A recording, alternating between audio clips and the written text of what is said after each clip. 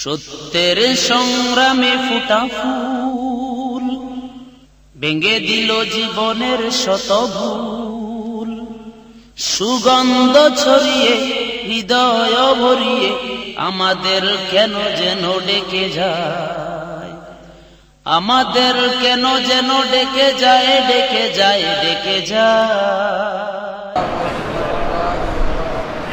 إن الحمد لله نحمده ونستعينه ونستغفره ونؤمن به ونتوكل عليه ونعوذ بالله من شرور أنفسنا ومن سيئات أعمالنا من يهد الله فلا مضل له ومن يضلل فلا هادي له ونشهد أن لا إله إلا الله وحده لا شريك له ونشهد أن سيدنا وحبيبنا ومولانا محمدا عبده ورسوله الذي أرسله بالحق بشيرا ونذيرا وداعيا إلى الله بإذنه وسراجا منيرا فقد قال الله تعالى في كلامه المجيد والفرقان الحميد أعوذ بالله من الشيطان الرجيم بسم الله الرحمن الرحيم إن الله وملائكته يصلون على النبي يا أيها الذين آمنوا صلوا عليه وسلموا تسليما اللهم صل على سيدنا مولانا محمد وعلى آل سيدنا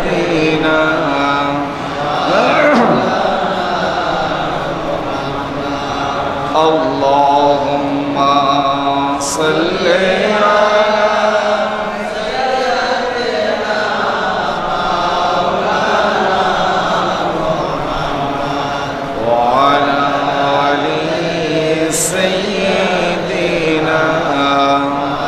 مولانا محمد তুমি কত সুন্দর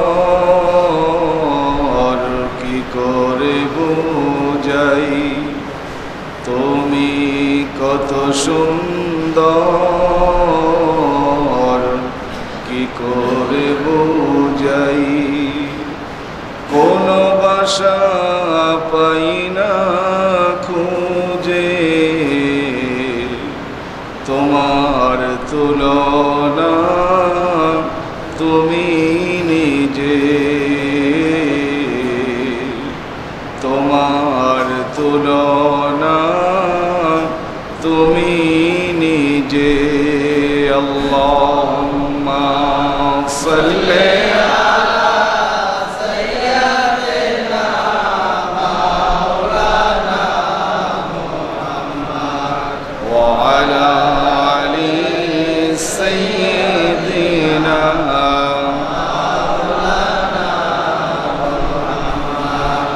তায়েফের কথা ভেবে কাঁদে শুধু দুনয়ন, এমন দরদি পেতে কাঁদে মন অনুক্ষণ।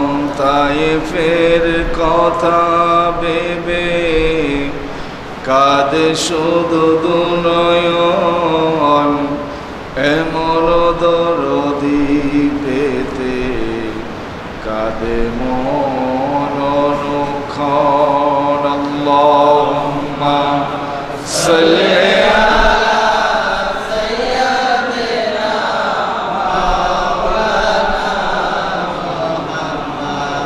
وعلى آل سيدنا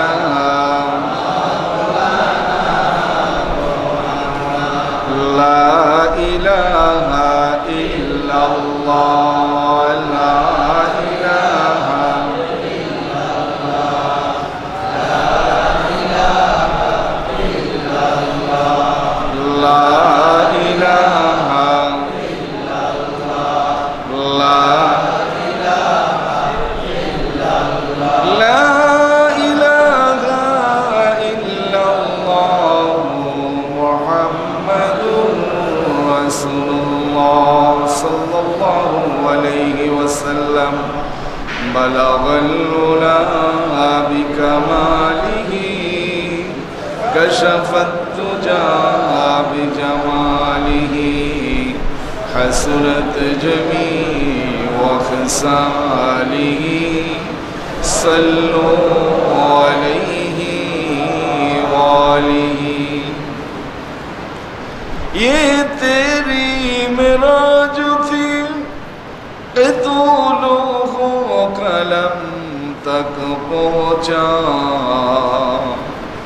और मेरी मेराज है कि मैं तेरे कदम तक पहुँचा बलगल औला बिकमालिही कशफत दुजा बिजमालिही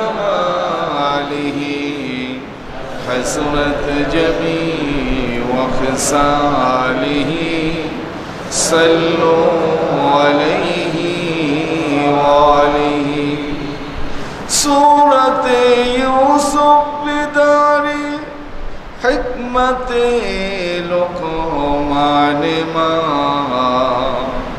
क़ारी कुरान बारी है दिले सादे माने मा बलगल औला बिकमालिही कशफत दुजा बिजमालिही हसनत जमीअ खसालिही सल्लु अलैहि वालिही মহান আল্লাহ সুবহানাহু ওয়া তাআলার দরবারে অসংখ্য গণিত শুকরিয়া যে মহান আল্লাহ রাব্বুল ইজ্জত ওয়াল জালাল আমাদেরকে এই জিলহজ চাঁদের শেষ জুমা এবং যেটা হচ্ছে আরবি সনের শেষ মাস আগামী যে মাসটা সামনে আমাদের জন্য আসতেছে আরবি বছরের পহেলা মাস মুহররমের চাঁদ এই জিলহজ মাসের শেষ জুমায় যে আল্লাহ রাব্বুল আলামিন আমাদেরকে জুমার নামাজ আদায় করার জন্য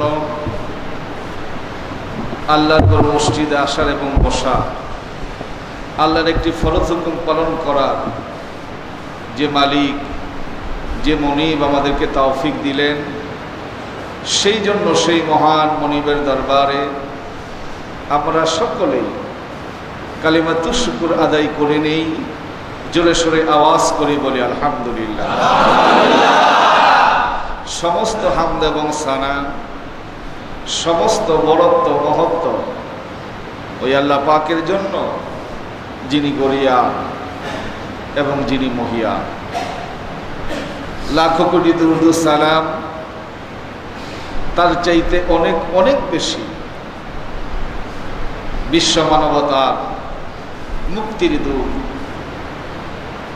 নির্যাতিত মানবতার আশ্রয়স্থল বিশ্বনেতা বিশ্বনবী নবী মুহাম্মদ রাসূলুল্লাহ সাল্লাল্লাহু আলাইহি ওয়াসাল্লাম আমরা প্রতি জুমায় বিভিন্ন বিষয়ের উপর আলোচনাগুলো শুনে থাকি গত জুমা থেকেই ইমানের উপর আলোচনা করতেছিলাম এবং আজকে যে আলোচনা করব মানব জীবনের সফলতা এবং মানব জীবনের ব্যর্থতা। কারণ আমরা সাফল্যের মাপকাঠি বা মানদণ্ড কি মনে করে থাকি, আর আল্লাহ রাব্বুল আলামিনের কাছে সাফল্যের মানদণ্ড মাপকাঠি কি, আমাদের কাছে ব্যর্থতার কি মাপকাঠি এবং আল্লাহর কাছে ব্যর্থতার কি মাপকাঠি, সেই বিষয়গুলো ইনশাআল্লাহ কোরআন হাদিসের আলোকে আমি আপনাদের সামনে তুলে ধরার চেষ্টা করব। আল্লাহ রাব্বুল আলামিন যদি আমাকে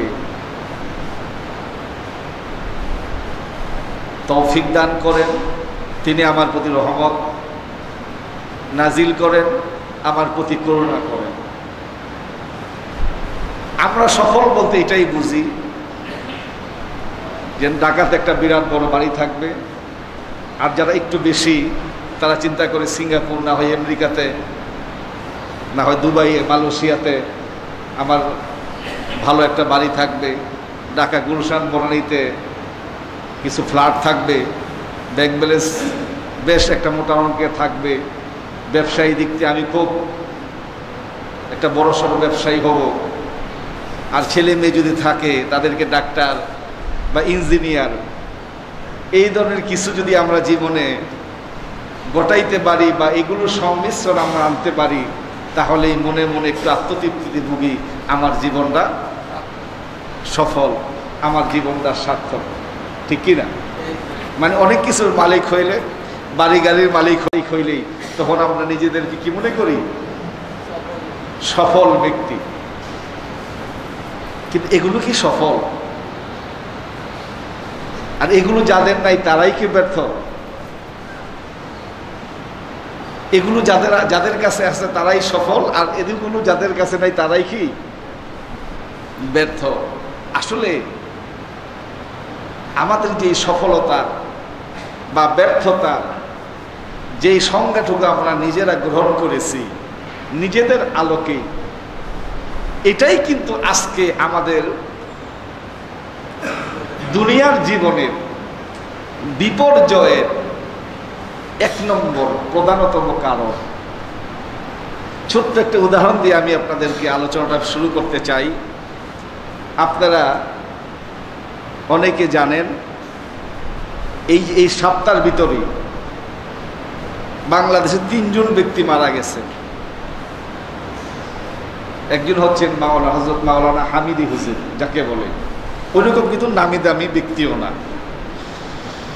আর 2 জন ব্যক্তি হচ্ছে বিএনপির স্থায়ী কমিটির সদস্য আসম হান্নান শাহ এবং বাংলাদেশে যাকে বলা হয় সব্যসাচী লেখক, জাহান্নামের কীট, ডাস্টবিনের ময়লা, নাস্তিক, মুরতাদ, সৈয়দ বললেও সৈয়দকে অপমান করা হয়। তারপরও যেহেতু নামের আগে এটা আছে, সৈয়দ শামসুল হক, যিনি বলেছিলেন যে আজানের ধ্বনির চাইতে কাকের ধ্বনি তার কাছে বেশি প্রিয় ছিল। মানে তিনি কাককে জোর গলায় বলেছিলেন, কাক তুমি বেশি বেশি করে ডাকো, তুমি জোর গলায় কাকা করো, কারণ তোমার যে কাকা ধ্বনি এইটা মুসলমানদের আজানের ধ্বনির চাইতে আমার কাছে উত্তম মনে হয়। আল্লাহ তাআলা সে উত্তম জাদা খাইরি তাকে দান করছেন। দেখেন এই হামিদি হুজুর এরকম একজন নামকারা ওইরকম ব্যক্তিত্ব না, তার জানা যায় লক্ষাধিক লোকের সমাবেশ হয়েছে, তার জানা যায় মানুষ শরীক হয়েছে, বাংলাদেশের বিভিন্ন জেলা থেকে লোকেরা এসেছে। আর এই সব্যসাচী লেখক, আমি চিন্তা করলাম জীবনে মানে মৃত্যুর আগেও তাদের শান্তি ছিল না, মরার পরেও তাদের শান্তি নাই। যে লোকগুলি আমি পত্রিকায় দেখলাম, মিডিয়ার মাধ্যমে দেখলাম, যে লোকগুলি তার জন্য জানাজায় দাঁড়াইছে, একটা লোক ওযু জানে না, একটা লোক ফরজ গোসল জানে না। সব নাস্তিক, মুরতাদ, বেঈমান, আল্লাহদ্রোহী, ইসলাম বিদ্বেষী এই লোকগুলি তার জানাজায় দাঁড়িয়েছে। যিনি ইমামতি আসনে দাঁড়িয়েছেন উনিও কোনো মসজিদের ইমাম না, কোন রকম দৌড়ে টেনে নিয়ে আইসে। পরে শুনলাম উনি বলেছেন পরে যেন আমার অজুও ছিল না, মানে বিনা উজুতে আমি কি করছি, যেহেতু এখন ঠেলায় পড়ে গেছি, না দিলে সমস্যা, অনেক জোর করে ধরে নিয়ে আসছে, এই জন্য অজু না কইরাই তার জানাজা দিয়েছি। এই দুইটা মৃত্যুর কথা আপনাদের সামনে তুলে ধরার আমার কারণ হলো, দেখেন আল্লাহওয়ালাদের মৃত্যুর আগেও শান্তি, মরে যাওয়ার পরেও কি দুনিয়ার সম্মান আছে না নাই, আর মরার পর আল্লাহর পাকের পক্ষ থেকে তো সম্মান অবশ্যই তারা যা খায়ের পাবেন। আর এরা দুনিয়ার জীবনে ছিলেন অশান্তিতে, মরার পরেও তাদের কি হয় না, এই সম্মানের সাথে তাদের দাফন কাফনের ব্যবস্থা করা তাদের পক্ষে সম্ভব হয় না। এই জন্য আল্লাহ রাব্বুল আলামিন মুমিন মানে মানব জীবনের সফলতা এবং ব্যর্থতা কোরআনুল কারীমের 30 পারা সূরাল বাইয়িনার 2টা আয়াতের ভিতর আল্লাহ রাব্বুল আলামিন তুলে ধরেছে।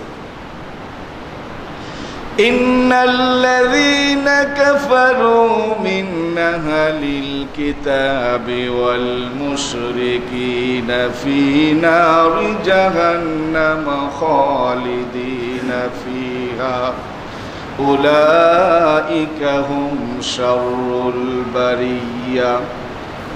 ইন্নাল্লাযীনা কাফারু, নিশ্চয়ই যারা কুফরি করেন, আমাকে অস্বীকার করেন, ওয়াল মুশরিকিন, এবং যারা আমার সাথে শিরিক করে মুশরিক, ফী নারি জাহান্নাম খালিদিনা ফীহা, তারা তাদের জন্য আমি চিরস্থায়ীভাবে তাদের জন্য জাহান্নামকে প্রস্তুত করে রেখেছি। কথা কার? আল্লাহ। যারা কাফের, যারা মুশরিক, যারা নাস্তিক, যারা মুরতাদ, অর্থাৎ ইসলাম বিরোধী যারা আছে,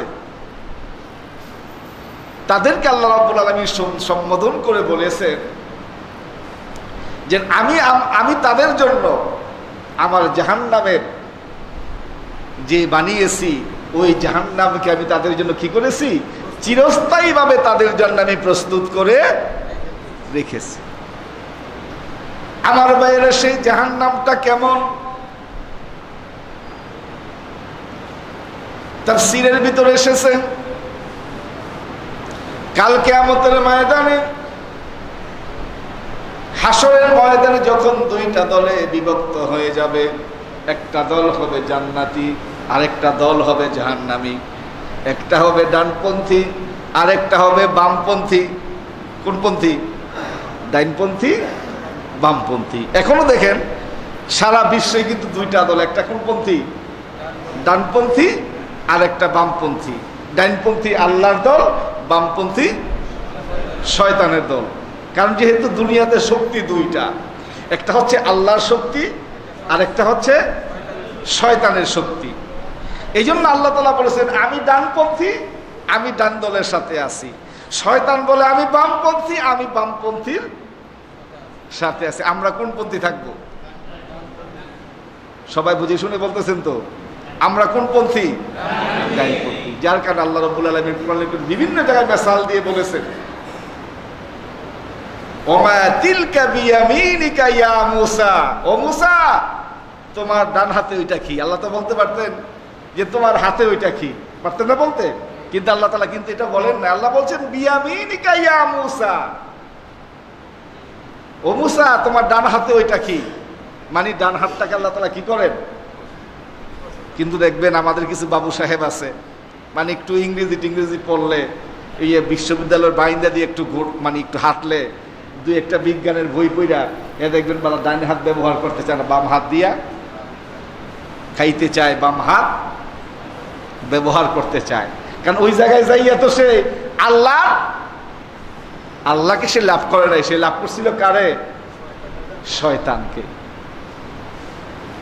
তবে আমি কিন্তু কলেজ ইউনিভার্সিটিকে দোষতেছি না, দেখেন আল্লামা ইকবাল রহমাতুল্লাহ আলাই, আল্লাহ তাকে জান্নাতুল ফেরদাউস নসিব করুন বলে আমিন। উনি কিন্তু অক্সফোর্ড বিশ্ববিদ্যালয়ের ছাত্র ছিলেন এবং যেই জায়গায় যৌনতা ছিল একটা প্রধান অনুষঙ্গ, তো ওনাকে একদিন প্রশ্ন করছিলেন আল্লামা ইকবাল, আপনি অক্সফোর্ডের মতো জায়গায় লেখাপড়া করে কিভাবে আপনি এত বড় আল্লাহওয়ালা হলেন? ডক্টর আল্লামা ইকবাল তার জবাবে তিনি বলেছিলেন, পাশ্চাত্যের মোহ কখনো আমাকে আকর্ষণ করেনি, আমাকে সব সময় আকর্ষণ করেছেন আমার আল্লাহ। এই জন্য আমি বলে থাকি, আমরা যারা জ্ঞান অর্জন করি, যত বড় শিক্ষিত হই, যত বড় ডিগ্রি নেই না কেন, যদি আমার খোদা জ্ঞান না আমি অর্জন করি, কোরআনের জ্ঞান আমি অর্জন না করি, ইসলামের জ্ঞান আমি অর্জন না করি, ওই জ্ঞান দিয়ে মানুষ শিক্ষিত হতে পারে না। ওই জ্ঞান দিয়ে মানুষ কোনোদিন উপকৃত হতে পারে না। ওই জ্ঞান দিয়ে কোনোদিন মানুষের উপকার করা সম্ভব নয়। কারণ মূল জ্ঞানটা হচ্ছে আমার আল্লাহ। আর দুনিয়ার যত জ্ঞান আছে এটা কিন্তু পূর্ণাঙ্গ জ্ঞান নয়। আমি কিন্তু গত সপ্তাহে আপনাদের সামনে সেই উদাহরণগুলি দিয়েছি যে পঞ্চ ইন্দ্রিয়ের মাধ্যমে আমরা জ্ঞান অর্জন করি।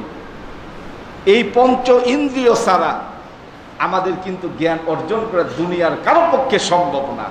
কিন্তু এই পঞ্চ ইন্দ্রিয় মাঝে মাঝে আমাদেরকে ভুল ইনফরমেশন দেয়। আর একমাত্র ওহির জ্ঞানটাই হচ্ছে সঠিক জ্ঞান, যেহেতু এটা আমার আল্লাহর জ্ঞান। আমার আল্লাহ যেমন নির্ভুল, তার জ্ঞানটাও নির্ভুল। এই জন্য যারা মুশরিক, যারা কোরআন বিরোধী, যারা ইসলাম বিরোধী, যারা আল্লাহ বিরোধী, আল্লাহর সাথে কাউকে শরীক করে, আল্লাহ তাআলা বলেছেন তাদের জন্য আমি জাহান্নামকে প্রস্তুত করে রেখেছি। আর এই জাহান্নামটা কেমন? যখন কিয়ামতের ময়দানে দুইটা দলে মানুষ বিভক্ত হয়ে যাবে, একটা ডানপন্থী, একটা বামপন্থী। ডানপন্থীকে ফেরেশতারা হাঁকায় হাঁকায় জান্নাতের দিকে নিয়ে যাবে, আর বামপন্থীদেরকে হাঁকায় হাঁকায় জাহান্নামের কাছে নিয়ে যাবে। জাহান্নামে যাওয়ার সঙ্গে সঙ্গে জাহান্নামের ফেরেশতারা বলবে, তাকাদু তামাইয়াজু মিনাল গায়স কুল্লামা উলকিয়া ফিহা ফাওজুন সা'আলাহুম খাযানাতুহা আলাম ইয়াতিকুম নাযীর। সূরা মুলক। তাকাদু তামাইয়াজু মিনাল গায়স। ও আল্লাহর বান্দারা, তোমরা যে জাহান্নামে আসলা, তোমরা কি জানতে না এই জাহান্নামটা কত নিকৃষ্ট, এই জাহান্নামটা কত খারাপ, এই জাহান্নামটা কত দুর্বিষহ জীবন? আলী কোনো সুসংবাদকারী যায় নাই? তোমাদের কি কেউ ভীতি প্রদর্শন করে নাই? তখন লোকেরা বলবে, বামপন্থী দলের লোকেরা বলবে, শয়তানের চেলা চামুন্ডারা বলবে, কোরআন বিরোধীরা বলবে, ইসলাম বিরোধীরা বলবে, আলেম ওলামা বিরোধীরা বলবে, হ্যাঁ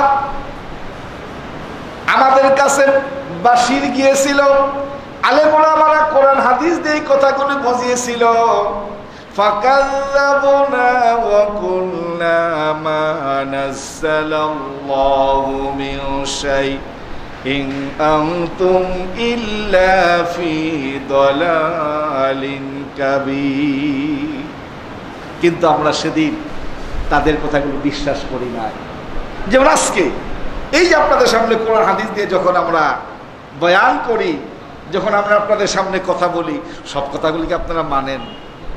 মনে করেন হুজুরদের বলার দায়িত্ব, এটা বলা কাজ, হুজুর এটা কি করে বলে, হুজুরের সব কথা কি শুনতে হবে, সব কথা কি মানতে হবে? এরকম এই টেন্ডেন্সিটা কিন্তু আমাদের দেশের 90% লোকের এই অবস্থা। শুনলাম, শোনা দরকার শুনলাম, জুমার আগে একটু আসি, ভাল লাগে শুনতে, শুনলাম। সেদিন আল্লাহ তাআলা দেখেন, আল্লাহ রাব্বুল আলামিন কোরআনুল কারীমের ভিতর সব কিছু স্পষ্ট করে বলে দিয়েছেন। সেদিন আপনারা বলবেন ফাঁকাল যাব না, তাদেরকে আমরা মিথ্যাবাদী মনে করতাম হুজুরদের এটা কাজ, মাস শেষে তাদের হাদিয়া দেই, আবার 3 বেলা তাদের খাওয়াই, তাদের কাজই তো এগুলো করা না। যদি এরকম মনে করেন তাহলে ওই ইমামের পিছনে ইক্তেদা করা জায়েজ হবে না। কারণ ইমামতির প্রধান গুণ হচ্ছে তিনি হবে স্বাধীন। তিনি কি হবে? স্বাধীন। তাকে যদি ব্যান্ডিংয়ের ভিতর নিয়ে আসেন, মনে করলেন যে আমি আমার কর্মচারীর মতো তাকে দেখব, খোদার কসম কোন ধরনের ইমামের পিছনে নামাজ আদায় করলেন নামাজ আদায় হবে না। যার কারণে আমি কিন্তু এই কথাগুলো বারবার বলি, বাংলাদেশে মসজিদের সংখ্যা বাড়তেছে, মুসল্লির সংখ্যা বাড়তেছে, কিন্তু ইমানদার বাড়তেছে না, আল্লাহওয়ালার সংখ্যা। কারণ আমাদের দেশে এই লোকের সংখ্যাটাই কিন্তু বেশি। মনে করি উনি, আমরা ওনাকে ই দেই, হাদিয়া দেই, ওনাকে খাওয়াই, ওনার কাজই বিজি, এটা না। এই কথাটা বারবার বলি, এই মিম্বরটা কিন্তু আমার নবীজি রাসূলের ওয়ারিস হয়ে এই জায়গায় বসে রাসূলের কথাগুলো আপনাদের সামনে তুলে ধরার চেষ্টা করি। আমার দায়িত্ব হলো আপনাদেরকে জান্নাতের পথ দেখানো, আমার দায়িত্বই হলো আপনাদেরকে জাহান্নাম থেকে বাঁচিয়ে রাখার জন্য চেষ্টা করা। সেই কাজগুলোই আমরা উলামায়ে কেরাম করে থাকি।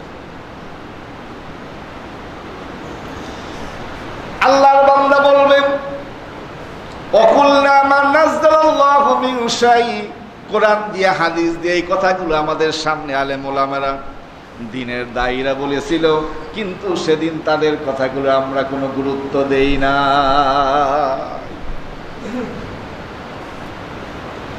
আমার আল্লাহ রাব্বুল আলামিন জানিয়ে দিলেন, ওই দিন যারা এই কথাগুলোর গুরুত্ব দেও নাই, আমার সাথে কুফরি করেছো, আমাকে অস্বীকার করেছো,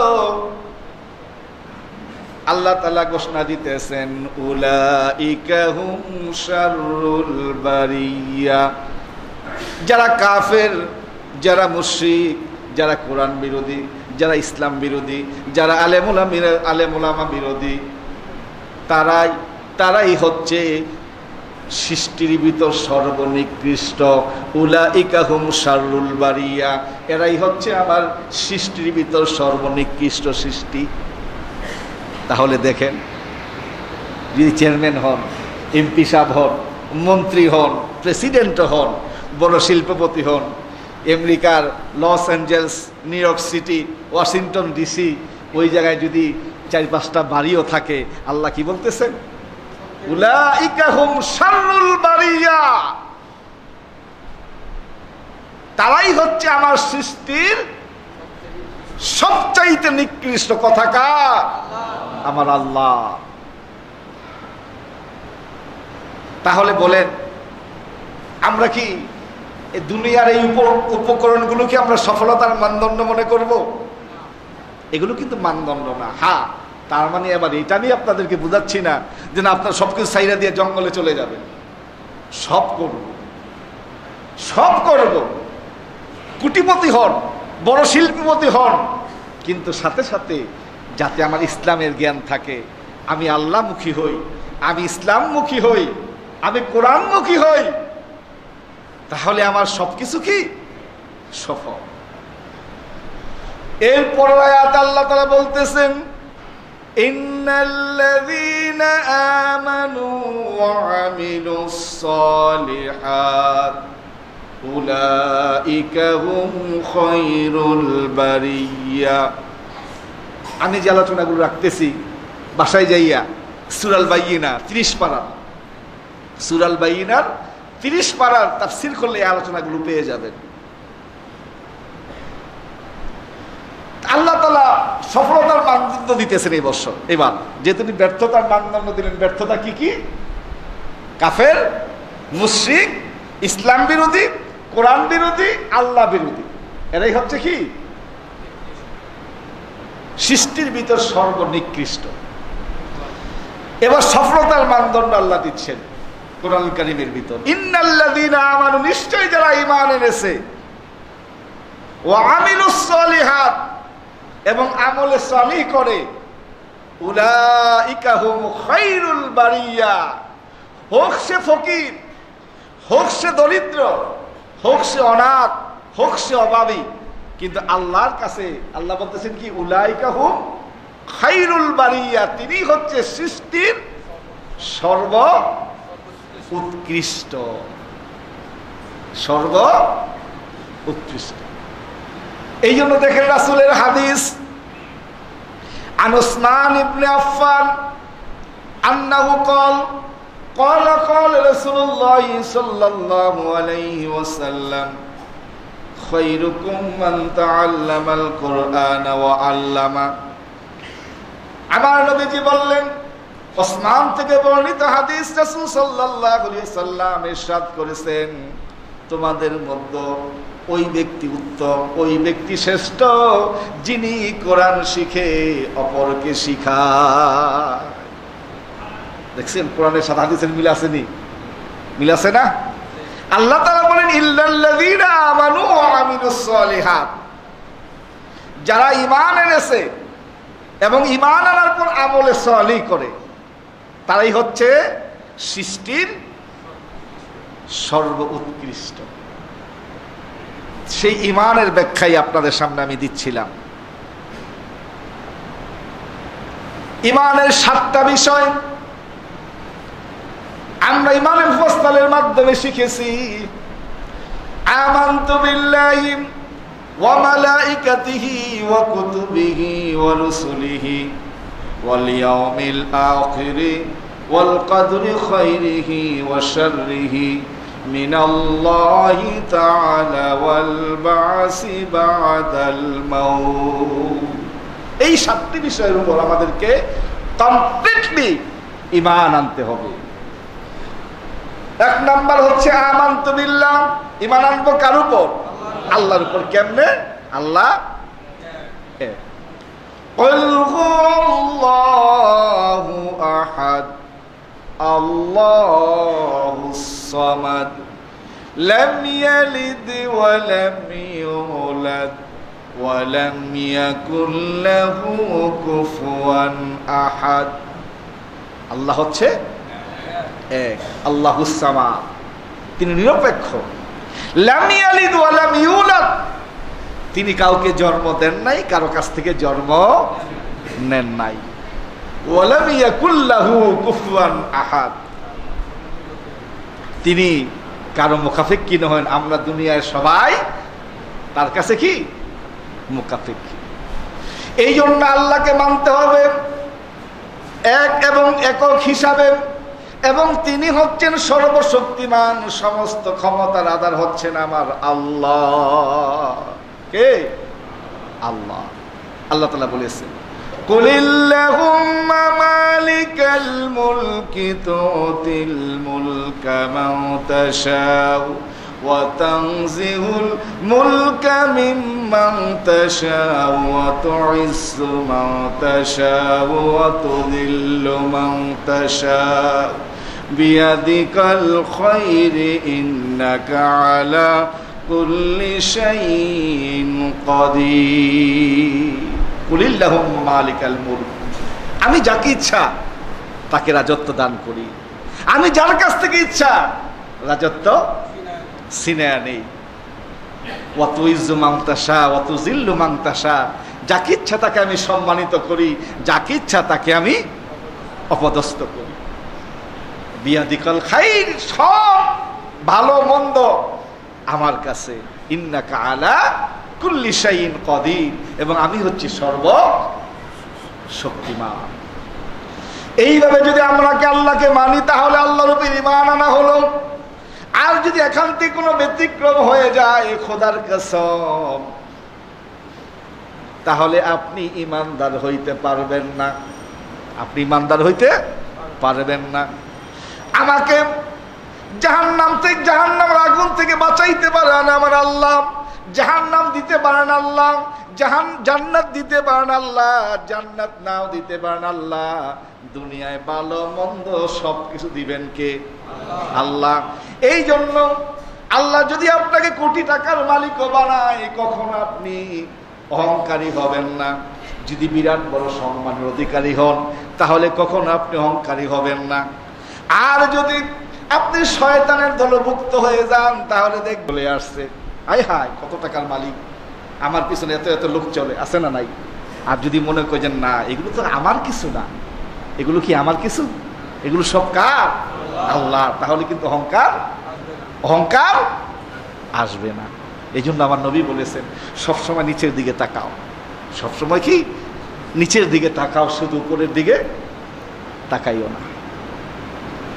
2 নম্বর যে শর্ত, আমানতু বিল্লাহি ওয়া মালাইকাতিহি, ফেরেশতাদের প্রতি ঈমান আনতে হবে। আল্লাহ তাআলা ফেরেশতাদেরকে সৃষ্টি তৈরি করেছেন।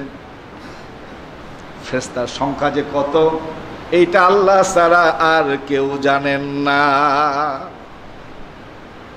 শুধু একটা উদাহরণ দেই, সেই উদাহরণটা কয়েকবার আপনাদের সামনে দিয়েছি। হুজুর সাল্লাল্লাহু আলাইহি ওয়াসাল্লাম যখন মেরাজের রজনীতে মেরাজ করার জন্য আল্লাহর দরবারে যাচ্ছিলেন, তিনি যখন বাইতুল মামুরে যাইয়া বাইতুল মামুরে যখন গেলেন, গিয়ে দেখে হযরত ইব্রাহিম খলিল বাইতুল মামুরের সাথে ট্যাগ লাগায় বসে আছে। বাইতুল মামুরটা এমন যে জায়গায় খানায় কাবা, এর বরাবর সপ্ত আকাশের উপরে হচ্ছে বাইতুল মামুর। কোন জায়গায়? যে আমাদের খানায় কাবা, এর বরাবর সপ্ত আকাশের উপর হচ্ছে বাইতুল মামুর। ওই বাইতুল মামুরে 70,000 ফেরেশতা অনবরত তাওয়াফ করতেছে। শুধু একবার মনে করি, যে উদাহরণের জন্য বলতেছেন, এই মসজিদটা গড়তে কতক্ষণ লাগবে, এরকম আর কি ধরেন, এই 70,000 ফেরেশতা তাওয়াফ করতেছে। যারা একবার তাওয়াফ করে চলে যাচ্ছে, তারা কিয়ামতের আগে আর,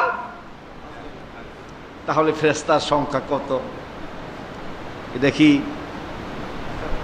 আমাদের মাথায় ঢুকবে, ক্ষুদ্র মাথায় ঢুকবে। এই জন্য আমরা যদি মনে করি যে নামাজ যদি পড়ি, আমরা মনে হয় আল্লাহ টিকায়, আল্লাহগিরি আমরাই কি করছি, টিকায় রাখছি। আল্লাহ বলেছেন, দুনিয়ার সব মানুষ যদি আমাকে একটা সেজদা না দেয়, সব মানুষ যদি কাফের বেঈমান হয়ে যায়, তাহলে আমার আল্লাহর তিল পরিমাণ কোনো ক্ষতি হবে না। এই জন্য আমার রাসূল উদাহরণটা দিয়েছেন। আল্লাহ তাআলা এই উদাহরণটা রাসূলের মাধ্যমে দেওয়াইছেন, যে আল্লাহর কাছে যদি এই দুনিয়ার মূল্য একটা মশার ডানার তুল্য হতো, তাহলে কোনো কাফের বেঈমানকে আল্লাহ এক ডোক পানি খাবার সুযোগ দিতেন না। এই দুনিয়ার দাম আল্লাহর কাছে একটা মশার ডানার সমান নয়।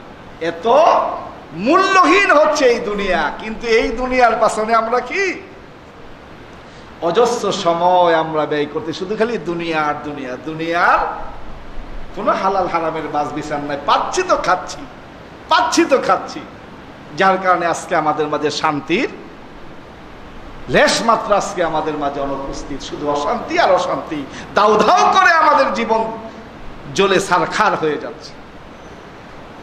3 নাম্বার, ওয়াকুতুবিহি, ঈমান আনতে হবে কিতাবের উপর। আমরা 104খানা কিতাব আল্লাহর পক্ষ থেকে এসেছে, তা মানব, কিন্তু আমরা গ্রহণ করব আল্লাহর কোরআনকে। কাকে গ্রহণ করব? কোরআনকে গ্রহণ করব। বলেন তো, সেই কোরআন কি এখন আমাদের মাঝে আছে? আছে, তাকের ভিতর আছে। নাহলে বাসায় এই সাপ, আমি যদি এখন প্রশ্ন করি, এই সাপটার ভিতর 2টা 20টা অর্থ সহ পড়ছেন, এরকম লোকের যদি আমি হাত তুলতে বলি, হাত কি বেশি উঠবে না কম উঠবে? হয়তো 5-7 জন, হয়তো 5-7 জন। যেন দেখেন, প্রেমিকার সাথে কথা বলার জন্য রাত 12টা, 1টা, 2টা, 3টা আমরা মানি না। মোবাইলে হাজার টাকা খরচ করি একটু মিষ্টি হাসি পাওয়ার জন্য। আমার পার্টি নবীর সাথে কথা বলার জন্য কত টাকা আমি খরচ করতেছি, পাগল পারা হয়ে যায় স্ত্রীর সাথে কথা বলার জন্য, কিন্তু আমার মাবুদের সাথে কথা বলার জন্য আমাদের কোনো পেরেশানি না। এই জন্য আল্লাহর কোরআনকে মানতে হবে এবং নিজের জীবনের সংবিধান হিসেবে গ্রহণ করতে হবে। এই জন্য নবী মুহাম্মদ রাসূলুল্লাহ সাল্লাল্লাহু আলাইহি ওয়াসাল্লাম জানিয়ে দিলেন, মান কারাল কুরআনা ফাস্তাজহারাহু ফাহাল্লা হালালাহু ওয়া হারামা হারামাহু ওয়া আদখালাহু আল্লাহুল জান্নাহ ওয়া শাফাহু আশরাতিন মিন আহলি বাইতিহি কুল্লুহুম কাদ ওয়াজাবাত লাহুন নার। মান কারাল কুরআনা, যারা কোরআনকে পড়বে, কোরআনকে মানবে, ফাস্তাজহারাহু, এর উপর আমল করবে, ফাহাল্লা হালালাহু, হালালকে হালাল জেনে গ্রহণ করবে, ও হারামা হারামাহু, হারামকে হারাম জেনে বর্জন করবে, আল্লাহর দায়িত্ব হলো আদখালাহুল্লাহুল জান্নাহ, তাদেরকে জান্নাতে প্রবেশ করায় দেওয়া। এবং আল্লাহ শুধু জান্নাতে প্রবেশ করাবেন না, তাদেরকে ক্ষমতা দিবেন, পাওয়ার দিবেন। বলা হবে, ও কোরআনের আমলকারী লোক, ও কোরআন মাননেওয়ালা, ও কোরআনের প্রতিষ্ঠাকারী, তুমি তোমার পরিবার থেকে এমন 10 জন ব্যক্তিকে বাছাই করো যাদের উপর জাহান্নাম ওয়াজিব হয়ে গেছে, ওই জাহান্নাম ওয়াজিব কৃত ব্যক্তিদেরকে নিয়ে তুমি আমার জান্নাতে চলে যাও। তাহলে কোরআন মানলে লাভ না লোকসান? বুঝি তো সবই, কিন্তু আমল করি না। 4 নাম্বার, ওয়া রুসুলিহি, নবী আম্বিয়া আলাইহিস সালামেরা দুনিয়াতে এসেছেন আমাদের মুক্তির জন্য। লা নুফাররিকু বাইনা হাদিম মির রুসুল, আমরা কোন নবী রাসূলদের মাঝে পার্থক্য করি না, তবে আদর্শ মানতে হবে নবী মুহাম্মদ সাল্লাল্লাহু আলাইহি ওয়াসাল্লামের। কারণ আল্লাহ ঘোষণা করেছেন, লাকাদ কানা লাকুম ফি রাসূলিল্লাহি উসওয়াতুন হাসানা। ও দুনিয়াবাসী, ও বিশ্ববাসী, তোমাদের কাছে আদর্শ করে আমি আল্লাহ নবী মুহাম্মদ সাল্লাল্লাহু আলাইহি ওয়াসাল্লামকে তোমাদের মাঝে প্রেরণ করেছি। এই জন্য আমাদের আদর্শ কি হবে? আমাদের আদর্শ কি? কিন্তু আজকে আমাদের আদর্শ কেডায়? হ্যাঁ, হয় কোনো ভারতের সুপার, মানে ভারতের নায়ক, না হয় বাংলাদেশের নায়ক, না হয় অমুক, না হয় তমুক, না হয় এইটা, না হয় সেইটা। দেখেন রাসূলের হাদিস, মান তাশাব্বাহ ফাহুয়া বিকাওমি, যে যাকে ভালোবাসবে, যার সাথে যার মহব্বত থাকবে, কাল কিয়ামতের ময়দানে তার সাথে হাসর হবে, তার সাথে নসর হবে। এবার একটু মিলায় দেখেন আপনার ভালোবাসা কার সাথে, আপনার বন্ধুত্বটা কার সাথে, কার সাথে আপনি চলাফেরা করেন, কাকে চা খাওয়ান, কাকে বাসায় দাওয়াত দিয়ে নিয়ে খাওয়ান। একটু খেয়াল করছেন? একটু খেয়াল করেন। এই জন্য আলেমুল আমাদের সাথে, আল্লাহওয়ালা বান্দাদের সাথে সম্পর্ক রাখেন। এই সম্পর্ক কাল কিয়ামতের ময়দানে আপনার জান্নাতে যাওয়ার কারণ হতে পারে। হাদিসটা যদিও দুর্বল, তারপরে বলে দেই, হাদিস শরীফে আসছে যে কাল কিয়ামতের ময়দানে আল্লাহ তাআলা জিজ্ঞেস করবে, দেখবি কোন রকম তাকে বাঁচানোই যাচ্ছে না, আল্লাহ বলবে, দেখতো আমার কোন আলেমের সাথে সম্পর্ক আছিল নি? বলবে না, আল্লাহ আলেমদের দেখলেই সে 10টা দুর্দা চলতো। আছে না নাই? দেখবেন এক শ্রেণীর লোকই আছে, আলেমদের দেখলে শরীরে চুনকানি লাগে, ওই মোল্লার এই দেশটারে খাইলো, কোথেকে খাইলাম তা বুঝলাম না। তবে দেখতো কোন আলেমের সাথে বাসায় দাওয়াত দিয়ে নিয়ে খাইছিলেন, কয় কি আল্লাহ সবসময় তো 10 হাত দূরে রাখছে। বলবো, দেখতো কোন এক মজলিসে বসছিল নি? কোন আল্লাহ তাও তো বসে নাই। কয় দেখতো কোন সালাম দিছিল নি? আল্লাহ এইটা পাওয়া যায়, রাস্তা গিয়ে চলতে হঠাৎ আলেমের সামনে পড়ে গেছে, মানে সরম মরম পাইয়ে একটু কি করছিল, সালাম দিছিল। আল্লাহ বলবেন, সেই বিনিময়ে আমার বান্দারে মাফ করে দিলাম। এই জন্য আল্লাহওয়ালাদের সাথে বলবেন, হুজুর আপনি হুজুরদের খালি হুজুরের পক্ষে ওয়াজ করলে যেন না, আপনাদেরকে হাদিসটা শোনাই দিলাম। আলেমুল আমাদের সাথে সম্পর্ক রাখবেন, আল্লাহওয়ালা বান্দাদের সাথে সম্পর্ক রাখবেন, দ্বীনের দায়ীদের সাথে সম্পর্ক রাখবেন। কোন নাস্তিক, বেঈমান, কোরআন বিরোধী, ইসলাম বিরোধী, আল্লাহ বিরোধী তাদের সাথে সম্পর্ক আপনাকে জাহান্নামে যাওয়ার কারণ হবে। কারণ আল্লাহ তাআলা বলেছেন তারা কখনো তোমার আত্মীয় হতে, তোমার বন্ধু হতে পারে না। আমার ভাইয়েরা, কটা বললাম? চারটা। কটা বললাম? চারটা। বাকি রইল তিনটা। জুমার দিন তো একটা নির্দিষ্ট সময় আছে, এত লম্বা চূড়া আলোচনা করার সময় না। ইনশাল্লাহ বাকি তিনটা ইনশাআল্লাহ আলোচনায় অন্য সময় শুনবো। আজকে যে বিষয়ে আলোচনা শুনলাম, মানব জীবনের সফলতা, মানব জীবনের ব্যর্থতা। মানব জীবনের সফলতা হচ্ছে ঈমান, মানব জীবনের সফলতাই হচ্ছে আমার আল্লাহমুখী হওয়া, মানব জীবনের মানে সফলতাই হচ্ছে কোরআনমুখী হওয়া। এই ঈমান যদি আমরা ঈমানদার হতে পারি, ঈমানের প্রকৃত দাবি যদি আমরা পূরণ করতে পারি, তাহলে আল্লাহ বলেছেন উলাইকা হুম খায়রুল বারিয়া, আল্লাহ বলেছেন তারাই হচ্ছে সৃষ্টির শ্রেষ্ঠ। আমাদের সকলকে প্রকৃত ঈমানদার হয়ে আল্লাহর সফল বান্দা হওয়ার তৌফিক দান করুক বলি আমিন। ওয়া আখিরু দাওয়ানা আলহামদুলিল্লাহি রাব্বিল আলামিন। আসসালামু আলাইকুম ওয়া রাহমাতুল্লাহি ওয়া বারাকাতুহু।